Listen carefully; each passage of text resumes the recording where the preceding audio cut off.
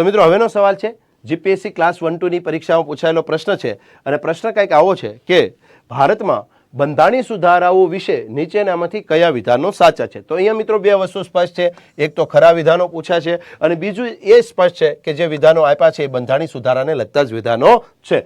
4 વિધાનો આપ્યા છે અને ત્યારબાદ નીચે એવી સૂચના આપી છે કે નીચે આપેલા કોડનો ઉપયોગ કરીને યોગ્ય જવાબ પસંદ કરો. ચલો મિત્રો જોતા જઈએ 4 વિધાન.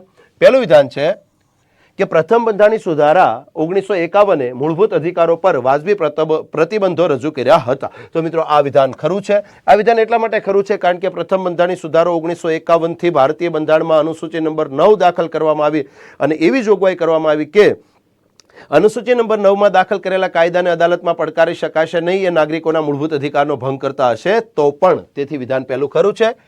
બીજું વિધાન છે 42મો સુધારો 1976 ભારતનું લઘુ બંધારણ તરીકે ઓળખાય છે. તો મિત્રો આ વાત ખરી છે. 42મો બંધારણીય સુધારો 1976 ને ભારતમાં મિની કોન્સ્ટિટ્યુશન એટલે કે લઘુ બંધારણ તરીકે પણ ઓળખવામાં આવે છે. ત્યારબાદ ત્રીજું વિધાન છે કે 44મો બંધારણીય સુધારો 1978 એ 42મા સુધારા દ્વારા મંદ કરાયેલા મૂળભૂત અધિકારોને પુનઃસ્થાપિત કર્યા છે. તો મિત્રો આ વિધાન પણ ખરું છે કારણ કે 42મો અને 44મો બંધારણીય સુધારામાં કેટલીક જગ્યાએ તમને જોવા મળશે કે ક્રોસ થાય છે અને જે 42મા બંધારણીય સુધારાથી જે નાગરિકોના મૂળભૂત અધિકારને મંદ કરી દેવામાં આવેલા તે 44મા બંધારણીય સુધારાથી પુનઃસ્થાપિત કરી દેવામાં આવેલા. અને ત્યારબાદ ચોથું વિધાન છે 101મો સુધારો 2016 એ વસ્તુઓ અને સેવા કર એટલે કે જીએસટી નો છે.